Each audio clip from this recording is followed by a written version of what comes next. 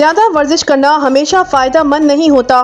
ناگپور سے سامنے آنے والے ایک واقعے نے فٹنس کے شوقین افراد کو سوچنے پر مجبور کر دیا۔ بھارتی میڈیا کے مطابق ایک 23 سالہ نوجوان جو جم میں سخت ورزش کا عادی تھا، دماغی شریان پھٹنے کے باعث فالج کا شکار ہو گیا۔ اگرچہ خوش قسمتی سے بروقت طبی امداد ملنے سے اس کی جان بچ گئی، لیکن یہ واقعہ اس بات کی وارننگ ہے کہ ورزش اچھی چیز ہے، لیکن حد سے زیادہ ورزش نقصان بھی پہنچا سکتی ہے۔ NDTV کے مطابق ماہر اعصاب ڈاکٹر ونیت بنگا کہتی ہیں کہ انسانی جسم میں برداشت کی ایک قدرتی حد ہوتی ہے جس کا احترام کرنا لازم ہے۔ ان کا کہنا ہے کہ جب ورزش کے دوران جسم کو اس کی برداشت سے زیادہ دباؤ میں ڈالا جائے اور آرام کا موقع نہ دیا جائے تو دماغ اور جسم دونوں کو شدید نقصان پہنچ سکتا ہے۔ طبی ماہرین بتاتے ہیں کہ ورزش دراصل جسم میں ایک کنٹرولڈ اسٹریس ڈالتی ہے تاکہ وہ مضبوط بنے، لیکن اگر یہ دباؤ مسلسل ہو اور آرام کے بغیر بڑھتا رہے تو جسم کی مرمت کا نظام رک جاتا ہے۔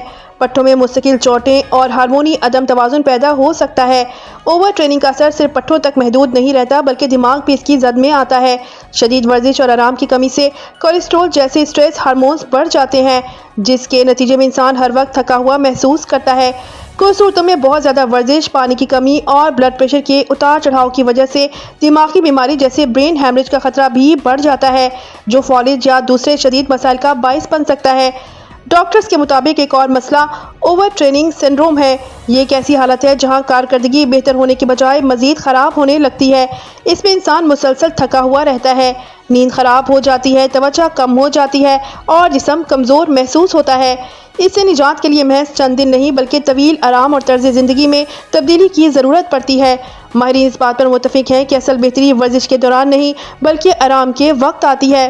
مزید خبروں اور اپڈیٹس کے لیے ہمارے ساتھ رہیے۔ اللہ نگہبان۔